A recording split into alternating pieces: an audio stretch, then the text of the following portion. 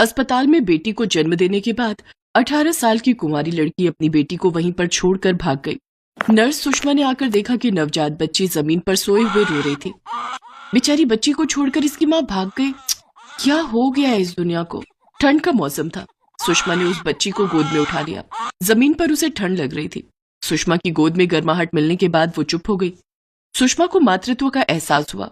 सुषमा अभी तक मां नहीं बनी थी। उसकी शादी को कई साल हो चुके थे, इसीलिए उसने इस बच्ची को गोद लेने के बारे में सोचा। उसका पति सुरेश भी मान गया और दोनों ने कागजी औपचारिकता पूरी की और फिर सुषमा उस बच्ची को लेकर घर चली गई। अरे मेरी बच्ची, मेरी अच्छी बच्ची, दूध पी ले बेटी। सुषमा, भगवान ने हमें दूसरा मौका दिया है, हम अच्छे माँ बाप बनेंगे। हाँ जी, हम इसे अच्छे से पालेंगे, लेकिन इसका नाम क्या होगा? मेरे जहन में एक नाम है, ईशा। वाह ईशा, बड़ा अच्छा नाम है ना ईशा बेटी, मेरी अच्छी बेटी। ईशा को पाकर वो दोनों बहुत खुश थे। उनकी लाइफ कंप्लीट हो गई थी, लेकिन सुरेश का बड़ा भाई रमेश और उसकी पत्नी कुसुम दोनों खुश नहीं थे। अपना खून होता है। कहाँ अस्पताल से इस बच्ची को उठा लाई है सुषमा? तुम्हें अकल नहीं है? किसी को भी बेटी बना लोगी क्या?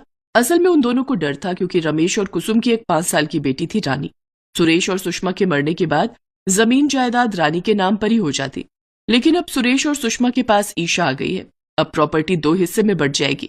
इसी बात से रमेश और कुसुम परेशान थे और उन दोनों को देख देख कर रानी भी इसी उम्र में बड़ी चंट बन गई थी। मैं नहीं दूंगी किसी को प्रॉपर्टी, मुझे नहीं देनी, वो ईशा मेरी बहन नहीं है। कहते हैं कि बच्चे माँ बाप के ही साए होते हैं, वो माँ बाप से ही सीखते हैं। इसीलिए रानी भी अपने माँ बाप की तरह घमंडी और स्वार्थी बन गई। ऐसे ही 6 साल बीत गए और अब ईशा 6 साल की हो गई और रानी 11 साल की।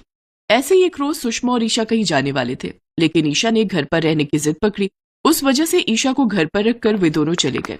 सुरेश गाड़ी चला रहा था और अचानक से सामने से एक ट्रक आ गया और ट्रक के साथ गाड़ी की टक्कर हो गई। सुरेश और सुषमा की वहीं पर मौत हो गई। ये खबर जब घर पर आई तब सिर्फ ईशा रोने लगी। मैं क्यों नहीं गई उनके साथ? माँ बाबा के बिना मैं जीकर क्या करूंगी?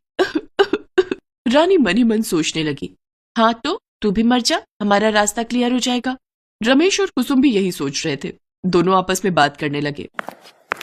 कुसुम, अब दोनों नहीं रहे, बस रानी को रास्ते से हटाना पड़ेगा। हाँ हो जाएगा, आप चिंता मत कीजिए। तभी पुलिस सुरेश और सुषमा की डेड बॉडी का पोस्टमार्टम होने के बाद घर ले आई। नन्ही ईशा अपने माँ बाप की लाश से लिपटकर खूब रोने लगी, लेकिन तभी कुसुम ने उसे पीछे धकेलते हुए कहा, हट परे, तेरे ही बुरे कर्मों के कारण आज ये हुआ है।